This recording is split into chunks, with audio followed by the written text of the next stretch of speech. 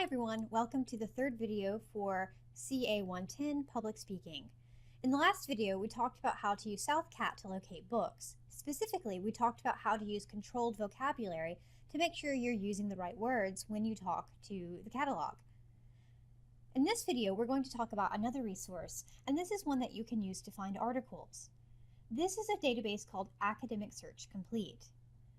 This database includes articles from all kinds of subjects, so really no matter what you're writing your speech about, you'll probably find something that's useful to you. After I show you how to use the database, if you still have questions or you're not sure how to use it, send me an email or come to the library for help. So let's go ahead and get started by looking at Academic Search Complete. In order to find Academic Search Complete, you'll want to start on the library homepage. If you look at the bottom of the homepage, you'll see those same two gray boxes that I showed you earlier. This time we're going to click on the link that says Databases and Dereference. When you click on this link, you'll see all of the databases that are available to you in the library, but we're going to look at the one called Academic Search Complete, which is listed right here at the top. When you click this link, it's going to take you to a page that has several search boxes. Now, if you remember from our discussion of SouthCat, you can't just simply go into these resources and put your entire topic. So instead, you're going to try to identify the main ideas or keywords that represent your idea. And then taking these keywords, you're going to generate search terms.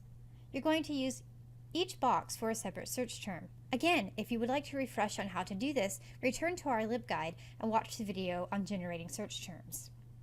So I'm going to put a search term that I found effective in a previous search. So I'm still interested in whether or not it is safe for older women to have babies, but now I know some better terms from the research that I've been doing. So I'm going to use the phrase maternal age, and then in the other box I'm going to put childbirth, and I'm going to search. When I do this search, I get an awful lot of results. Most of you probably don't have time to read 3,585 results. So I'm going to have to narrow it down. There are a few ways to do this. You could continue to revise your search, either by changing the terms. So for instance, instead of maternal age, I could put middle-aged women and see what that gets me. And that does get rid of a few things, so you can keep doing that until you get a more specific result. But you can also narrow it down by using these limiters on the left-hand side. One of these limiters that will help you make sure you're getting the best, most reliable information is the one that says scholarly peer-reviewed journals. A scholarly peer-reviewed journal is one that has been evaluated by a panel of experts to make sure that all the material in there is the most accurate that it can be, that their methodology was accurate, that they're citing their sources, that everything you're reading in that article can be trusted. So I ticked that, and it did get rid of a few sources. So now I know the stuff that I'm seeing is going to be pretty reliable. I can also limit based on publication date. The topic that I'm looking at is a medical topic, and medicine evolves pretty quickly. So I want to make sure that I'm getting the most recent information. So I'm going to look at stuff for just the last 10 years. So I'm going to put in 2008 to 2018 and update. And that got rid of anything that was not published in the last 10 years. Once I've limited my search and I feel like I'm getting the kinds of results that I want, then I want to actually read the article. So when you find an article that you want, there are going to be a couple of different ways to get it. One is to click on the PDF full text or the linked full text. If you click on this, it will take you straight to the article. And there it is, the article there ready for us to use. The other option is to look for the article through our, to check to see if the library has the article available. Right, so all of these are actually linked full text. So let me go ahead and go to the next page so I can show you an example of one that might not be available full text. Okay, so here we have an example of one that's not available full text, but let's say I really want this article. I can check SouthCat for it, but since SouthCat's mostly books, we're probably not going to find it. Instead, I'm going to click on Full Text Finder. When I click on Full Text Finder, it's going to take me to where I can locate the book, the article, if the library has it.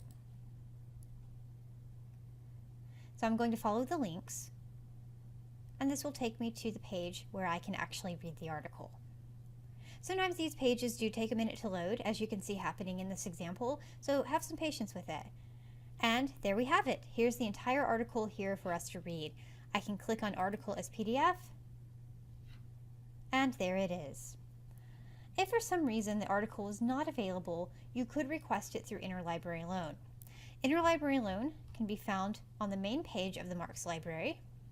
So let me return there to show you how to do that. Underneath Library Resources, you'll see a link that says Interlibrary Loan and Copy Service. You create a new account, put in the information about the article that you want, and submit it, and they'll get it to you pretty quickly. So that's a pretty quick explanation of how to use Academic Search Complete. If you get lost, you can go back to the LibGuide created for your class. So let me show you one more time how to find that. If you're on the library homepage, go back to those two gray boxes, everything's in those two gray boxes, and click on Course and Subject Guides. Once you get to this page, click on the link for your subject, which is communication, and then you'll see the link that says CA 110 Public Speaking. When you get to this LibGuide, you'll see all of the information for everything that we've covered. That includes the research starter, which can get you going if you're not sure what to write about. It includes information about evaluating websites, which we discussed in the previous video. It also includes information about citation. So if you become lost, come back to this LibGuide. Everything you need is here, including my contact information. So feel free to send me an email, call me on the phone, or come by my office. Good luck with your searching, and I hope to see you at the library soon.